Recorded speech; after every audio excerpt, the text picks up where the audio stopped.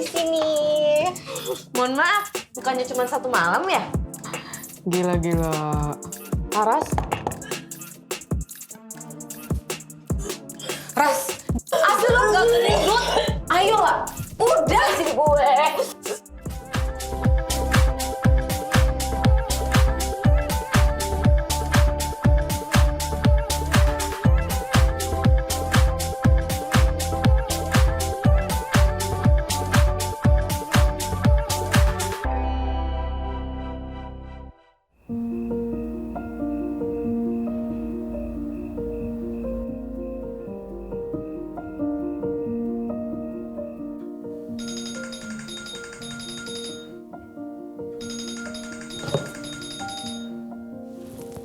Halo?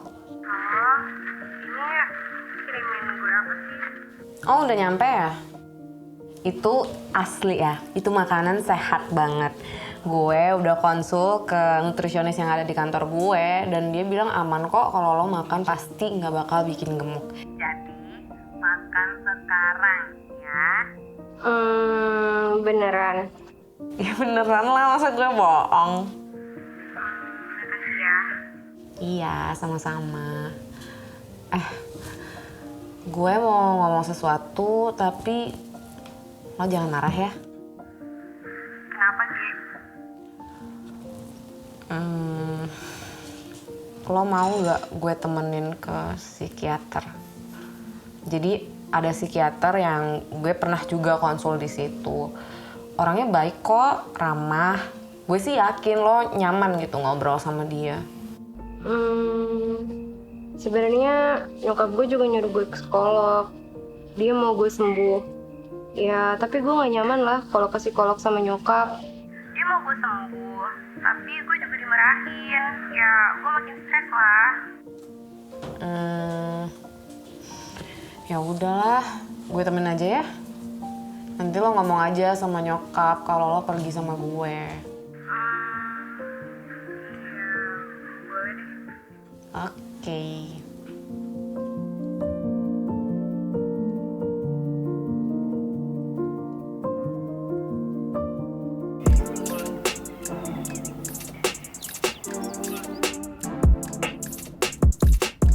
Hai dong. Hey, halo Ge, apa kabar? Baik dong. Dengan siapa ini? Teman aku namanya Laras. Oh, oke. Ya. Gue tinggal bentar ya. Gue di depan. Ya. Nggak apa-apa Nggak kok. apa-apa. Mari dong. Mari Ge. Ya. Lara, silakan duduk ya. Iya, dok. Oke. Ya. Laras, gimana? Duduknya sudah cukup nyaman? Udah, dok. Oke. Apa yang bisa dibantu, Laras?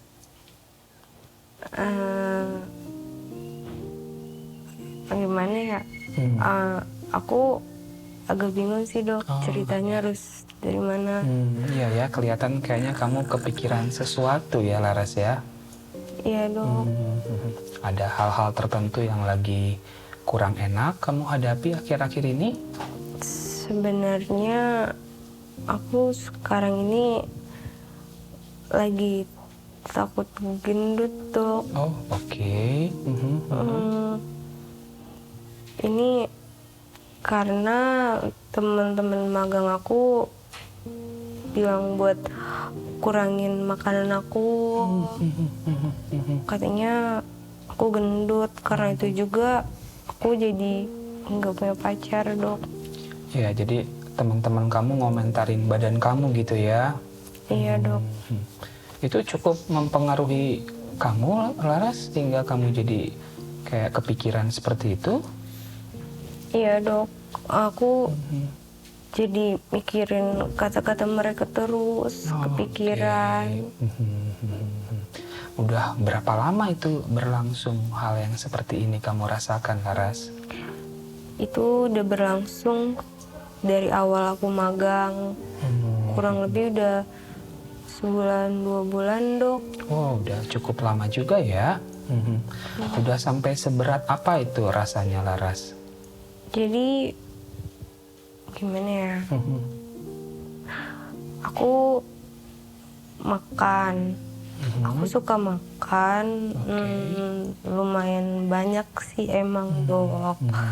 Tapi eh, tiba-tiba kalau aku makan banyak kepikiran sama kata-kata mereka. Oke, keinget gitu ya. Terus aku gak tahu sih, tiba-tiba aku selesai makan, aku ke toilet, Ya. terus aku colokin jari ke dalam mulut, terus aku muntah. Hal seperti itu sudah cukup sering kamu lakukan, Laras? Beberapa kali, Dok. Terus aku juga diselingin sama obat pencahar. Aku jadi takut banget gendut, Dok. Oke, jadi kamu juga sampai minum obat pencahar gitu ya, supaya makanan yang kamu makan itu bisa keluar begitu. Ya. Itu sudah menimbulkan efek yang tidak nyaman gitu di badan sama di pikirannya Laras? Kalau sudah aku muntah, sebenarnya badannya nggak enak gitu. Padahal tadinya kan makan aku happy ya, Dok. Terus tiba-tiba sebenarnya agak sakit juga sih waktu aku tusuk itu. Iya, pastilah ya. Kamu kan memaksa makanan yang udah dimakan keluar ya. Iya, Dok. Tapi aku bingung karena aku kepikiran terus, jadi aku selalu ngelakuin hal itu secara berulang. Meskipun kamu tahu rasanya nggak benar melakukan itu, tapi tetap Iya, kamu Dok. kerjakan ya. Iya, soalnya kepikiran sampai kalau mau tidur susah, aku kepikiran lagi. Oke. Aku jadi takut banget gendut, Dok. Itu yang ada dalam pikiran kamu ya. Dan itu sudah membuat tidur juga jadi terganggu tadi ya, Laras ya.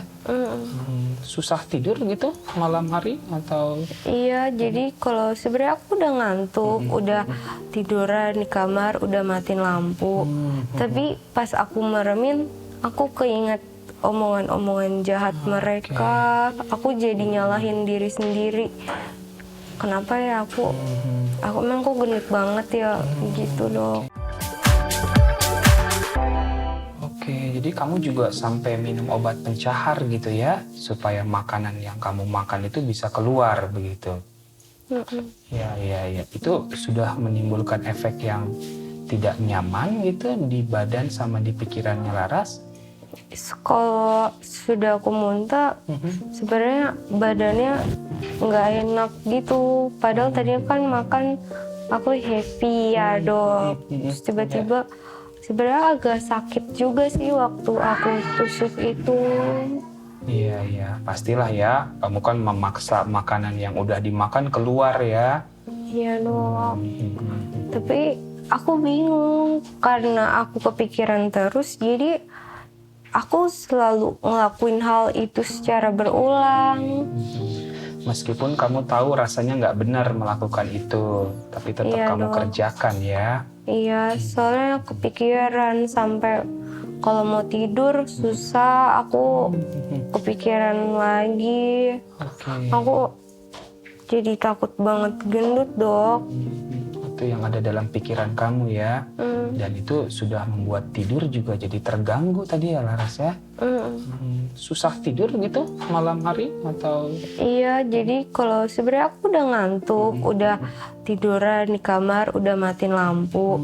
Tapi pas aku meremin, aku keinget omongan-omongan jahat mereka. Aku jadi nyalahin diri sendiri.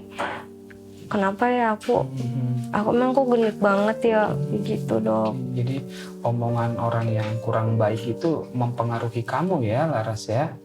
Jadi tidur juga jadi terganggu. Dan jadi saya lihat ada seperti kayak rasa cemas dan khawatir gitu ya. Iya, kurang lebih kayaknya gitu sih, Dok. Hidup kamu jadi kayak nggak tenang gitu ya rasanya ya. Itu sudah sampai mempengaruhi keseharian kamu kah, Laras? Jadi pekerjaan terganggu, relasi dengan orang lain pun jadi kurang baik begitu? Iya, aku ngerasa jadi terganggu sih, Dok. Kinerja selama ini juga jadi turun juga. Oke. Ya, saya perlu jelaskan ya Laras bahwa gangguan yang kamu sedang alami saat ini itu adalah merupakan salah satu gangguan makan ya. atau kita sebut namanya adalah bulimia. Jadi bulimia itu gangguan makan yang ditandai dengan kita jadi banyak makan atau binge eating dan kemudian memaksa makanan itu keluar seperti yang tadi kamu ceritakan ya. Memuntahkannya, memaksa keluar ataupun minum obat pencahar. Tujuannya tadi ya supaya tidak gemuk begitu ya, sehingga dapat tubuh yang ideal. Nah, tetapi gangguan makan ini kalau berlangsung terus-menerus bisa cukup berbahaya untuk kondisi fisik dan kesehatan dan juga kondisi mental kamu, Laras. Jadi sudah benar nih kamu datang konsultasi ke sini. Karena kalau dibiarkan berlarut-larut, ini juga bisa mengganggu kesehatan fisik dan mental kamu tentunya. Ada beberapa hal yang bisa kamu lakukan tuh untuk mengatasinya ya. Yang pertama, tadi sebenarnya kamu udah bagus ya. Kamu bisa mengidentifikasi tuh, nah ini orang-orang yang jahat nih ya. Orang-orang yang toksik lah kita bilang begitu ya. Iya dok. Nah, untuk berhadapan dengan orang-orang yang seperti itu, nah kamu perlu melakukan batasan-batasan atau kita sebut set boundaries. Nah, jadi yang pertama mungkin batasannya secara fisik gitu ya. Kalau kamu tahu nih, wah ini orang yang suka ngebully aku nih, body shaming sama aku gitu ya. Kamu jaga jarak deh sama dia. Atau bisa juga atur waktunya, nggak bisa nih, harus ketemu. Tapi bisa juga tidak usah berlama-lama misalnya. Atau bisa juga boundaries secara psikologis. Nah, itu dengan melakukan teknik yang namanya observe but don't absorb. Jadi kamu cukup mengobservasi aja, tapi nggak usah menyerap omongan dia itu jadi masuk ke perasaan kamu gitu. Oh dia ngomong begini, oh dia ngomong begitu. Tapi nggak usah dimasukin ke hati. Nah itu juga hal yang bisa kamu lakukan. Dan kalau saya lihat tadi kamu agak cukup cemas ya dengan omongan orang tersebut. Sehingga badan kamu jadi kayak agak tegang sampai mempengaruhi tidur juga ya. Iya dok. Ada beberapa teknik relaksasi dan pernafasan yang juga akan bisa membantu kamu untuk bisa tidak terlalu cemas, khawatir, dan gelisah seperti ini. Kamu mau coba untuk mempelajarinya? Boleh dok. Ya, yang pertama itu ada satu teknik pernafasan yang kita sebut teknik nafas 478. 478. Pernah dengar? Belum Belum ya? Kita coba latih sama-sama ya. Jadi maksudnya teknik nafas 478 itu nanti tarik nafas 4 hitungan, tahan nafasnya 7 hitungan, dan hembuskan dari mulut 8 hitungan. Karena waktu kita cemas, khawatir, nafas kita kan nggak beraturan ya. Nah itu bikin oksigen yang masuk pun berkurang. Nah itu yang memicu hormon stres yang namanya kortisol yang membuat kita jadi makin khawatir, gelisah begitu. Dengan mengatur pernafasan secara sadar, maka kita akan menjadi lebih rileks, lebih santai dan tenang. Kita coba ya. Iya. Jadi yang pertama, coba tarik nafas dari hidungnya 4 hitungan. Tahan selama 7 hitungan. Kemudian hembuskan dari mulutnya pelan-pelan sampai habis 8 hitungan. Oke, kita coba sekali lagi ya, ya. Siap-siap ya. Tarik nafas dari hidungnya. Tahan selama 7 hitungan. Oke, kemudian hembuskan dari mulutnya. Habis sampai 8 hitungan. Oke, gimana rasanya? Lebih plong? Iya, lumayan dok. Kamu bisa melakukan ini 5-10 kali ya. Setiap kali ada rasa cemas atau kepikiran tadi omongan teman-teman yang ngomentarin badan kamu. Nah, itu akan membuat lebih rileks, lebih santai. Dan ada satu teknik lain, Laras, yang namanya kita sebut relaksasi otot progresif. Nah, itu juga akan ngebantu kamu supaya kamu bisa lebih rileks. Kamu boleh ikutin nanti bagaimana caranya ya. Prinsipnya, kalau relaksasi otot progresif itu, kita mengencangkan otot tubuh kita dan mengendurkannya secara perlahan. Kita mulai ya. Oke, gimana rasanya? Lebih plong? Iya, lumayan dok. Kamu bisa melakukan ini 5-10 kali ya. Setiap kali ada rasa cemas atau kepikiran tadi omongan teman-teman yang ngomentarin badan kamu. Nah, itu akan membuat lebih rileks, lebih santai. Dan ada satu teknik lain, Laras, yang namanya kita sebut relaksasi otot progresif. Nah, itu juga akan ngebantu kamu supaya kamu bisa lebih rileks. Kamu boleh ikutin nanti bagaimana caranya ya. Prinsipnya, kalau relaksasi otot progresif itu, kita mengencangkan otot tubuh kita dan mengendurkannya secara perlahan. Kita mulai ya. Yang pertama, coba kamu tutup mata dan mulut serapat-rapatnya seperti ini.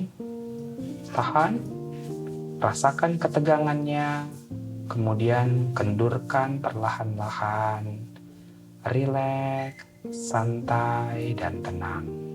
Rasakan otot-otot di muka, di mata, terasa begitu nyaman, rileks, santai, dan tenang. Perlahan-lahan boleh dibuka kembali matanya. Oke, itu tahapan yang pertama ya. Baru yang kedua, coba kamu angkat pundak kamu ke atas setinggi-tingginya. Tahan, rasakan leher dan pundaknya terasa begitu tegang. Kemudian turunkan pelan-pelan ke bawah. Rileks, santai, dan tenang. Rasakan pundaknya seperti jatuh, tidak bertenaga ke bawah. Rileks, santai, dan tenang. Itu tahapan yang kedua ya.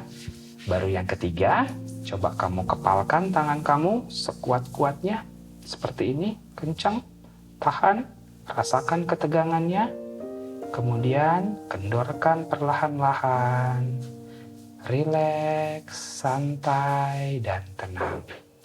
Rasakan jari dan tangan kamu terasa begitu ringan dan taruh kembali di atas kakinya. Kemudian tahapan yang berikutnya, kamu tarik otot perut kamu ke dalam sekuat-kuatnya. Tahan, rasakan ketegangannya. Kemudian kendorkan pelan-pelan, rileks, santai, dan tenang. Rasakan otot di perut dan di pinggang terasa begitu nyaman. Baru yang terakhir, kakinya. Coba kakinya ditarik ke atas. Tahan sejenak, rasakan ketegangannya. Kemudian turunkan pelan-pelan ke bawah. Rileks, santai, dan tenang sampai kembali menapak di lantai. Selanjutnya, rasain tuh sama Laras dari ujung kepala sampai ujung kaki, badan terasa rileks, santai, dan tenang. Nah, itu namanya relaksasi otot progresif. Laras bisa melakukan itu kapan saja. Mau di rumah, atau misalnya di tempat kerja, di tempat magang. Ketika kamu merasa sangat tegang, kepikiran, coba lakukan relaksasi dulu seperti itu. Nah, gimana rasanya setelah melakukan itu? Lumayan sih dok. Terus ternyata bisa dilakuin di rumah juga ya berarti. Betul sekali. Jadi kapanpun Laras rasanya kepikiran, tegang, dan cemas, kamu lakukan 2 teknik tadi. Teknik nafas 478 dan teknik relaksasi otot progresif. Nah, itu akan membuat kamu merasa lebih tenang, lebih nyaman, dan lebih rileks. Dan itu akan membuat pikiran kamu pun jadi lebih jernih tentunya. Dan juga bisa berpikir lebih positif. Wah, ternyata banyak banget yang aku nggak tahu ya selama ini dok. Ya, itu nanti bisa dilakukan ya. Oke, Laras. Nanti saya juga akan siapin ada obat yang bisa kamu minum ya. Obat ini obat untuk mengatasi pikiran dan perasaan yang berat. Obat anti cemas namanya. Karena kamu tadi kelihatan tidak bisa rileks dengan baik ya. Dan itu sudah mengganggu keseharian kamu tentunya. Nanti saya siapin obatnya. Kamu nanti bisa ambil obatnya di depan ya, di bagian apotek atau farmasinya. Ya siap dok. Oke. Oke deh, kalau gitu berarti aku nggak perlu khawatir lagi kalau kenapa-napa. Aku boleh langsung ke dokter lagi ya. Boleh banget ya. Nanti kamu bisa catat juga nomor WA saya. Oke. Kalau ada apa-apa, boleh WhatsApp, kabarin aja apa yang bisa kita bantu dan diskusikan tentunya. Ini cukup buat sekarang. Oke Laras, ya. Semoga kamu cepat pulih ya. Iya dok, terima kasih banyak dok. Sama-sama. Mari dok. Silakan Laras.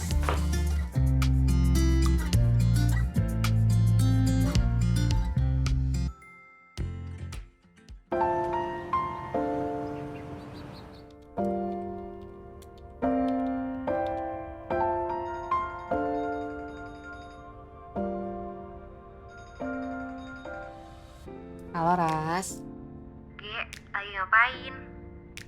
lagi kerja lah. Udah gimana keadaannya? Baik kan? Udah 3 hari ini gue lumayan mendingan sih. Minggu depan gue konsul nih. Temenin ya. Iya, pasti. Lo masih tahu sih, Apaan? si Cindy yang magang bareng gue itu loh, dia ngechat gue. Ngomong apa dia? Iya, dia minta maaf, teman-teman yang lain juga gitu. Beberapa orang yang ngechat gue, mereka minta maaf karena selama ini udah ngata-ngatain gue. Terus lo balasnya gimana? Belum sih, bingung gue mau balas apa. Ya terserah lo aja mau balasnya gimana. Tapi perasaan lo gimana setelah baca chatnya? Ada semacam rasa lega sih. Good lah, kan udah sepantasnya, udah sewajarnya mereka minta maaf kayak gitu sama lo. Iya, ya gitu aja sih gue mau bilang sama lo. Ya udah ya Ge, nanti gue call lagi, oke? Oke, bye.